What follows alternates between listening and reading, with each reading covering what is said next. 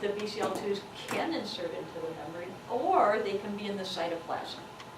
And the two membranes that they insert into are the outer mitochondrial membrane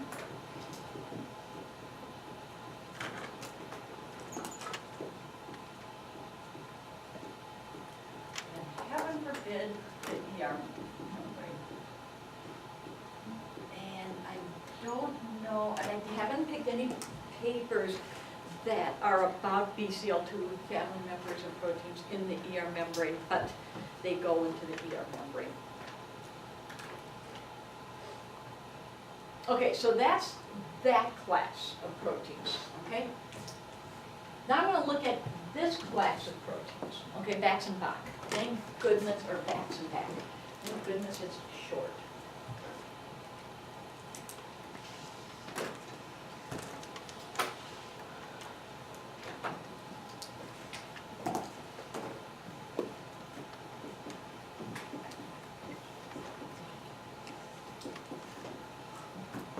These are also, are they long, as big?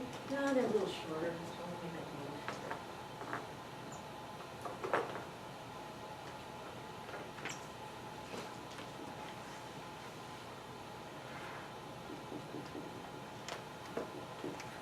They also have a transmembrane domain because they have to. There's just no doubt about it. They have to have a transmembrane domain in order to do their function. And they have BH. Oh, they're not in the same order. Yeah, okay. They're not in the same order, but they have BH3, BH1, and BH2 domains. Okay.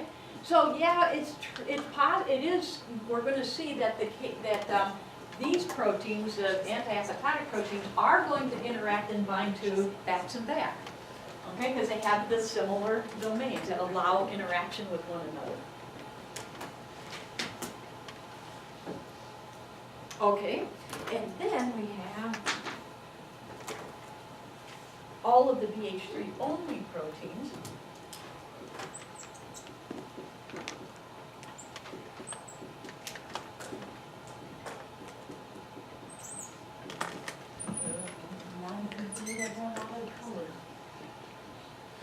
Okay, and make a prediction. They only have the BH3 domain, but they have multiple BH3 domains because sometimes they can be interacting with the BCL2 anti-apoptotic proteins at the same time as they're interacting with the pro-apoptotic proteins, or sometimes interacting with Bax and Bach, sometimes interacting with BCL2s. So we'll put a bunch of BH3s.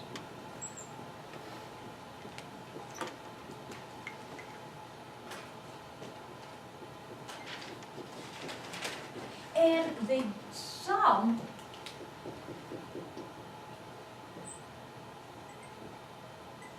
have a transmembrane domain. Okay, and those that have a transmembrane domain are they? Nah, don't worry about it. BIM. I'm gonna put BIM because it's about the only one that we're gonna really cover. Okay, the other ones we're not going to cover BERT or BIC. Okay, so far so good? So that's how they're all related to one another in terms of sequence homology. It's just that the anti-apoptotic BCL2s have the biggest set of domains, and they're just shorter, fewer and fewer. Okay, so here is how they work. And so because most of them have a transmembrane domain, that's where the action is going on. And it's going on at the outer mitochondrial membrane.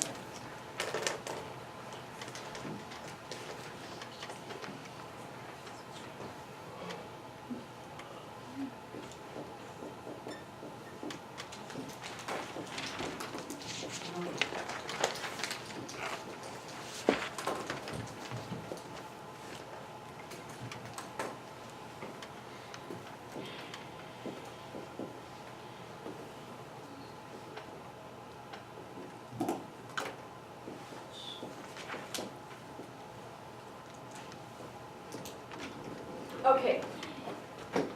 In order to release cytochrome C, Bax or BAC has to form a pore. And I only drew 2 Baxes, but imagine like 4 to 6 Baxes. Let's just imagine more. Just imagine a ring, a kind of a channel created by a whole bunch of Baxes.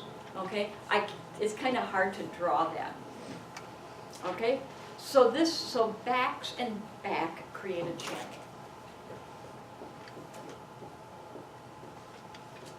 Do Bax and BAC interact, or is each channel only one of the proteins? You know, I don't know if a pore is made up of both Bax or BAC. I think Bax and BAC are more tissue specific, so you see Bax in some cells and BAC in other cells. Okay, but you'll see multimers. In other words, I would say about 6 Baxes creating the pore.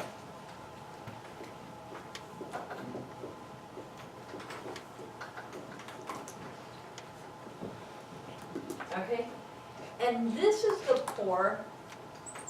At first, when this story was developing, it wasn't quite certain whether this was the pore for cytochrome C, but it is. It is the pore for cytochrome C.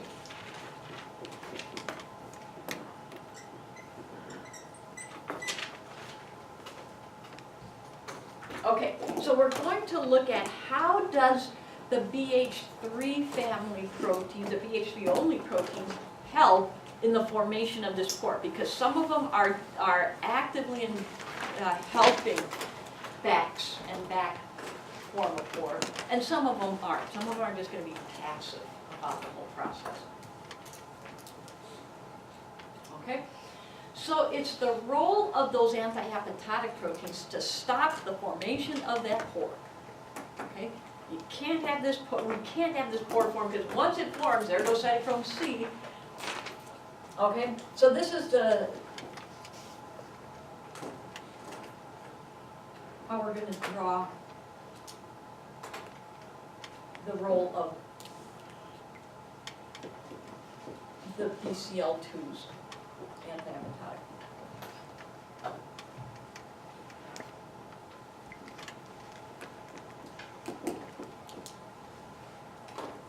Okay, I should have drawn some other color. Let me get it another color. I was going to color it in.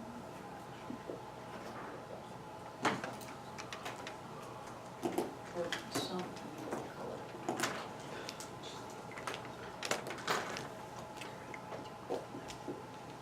Okay.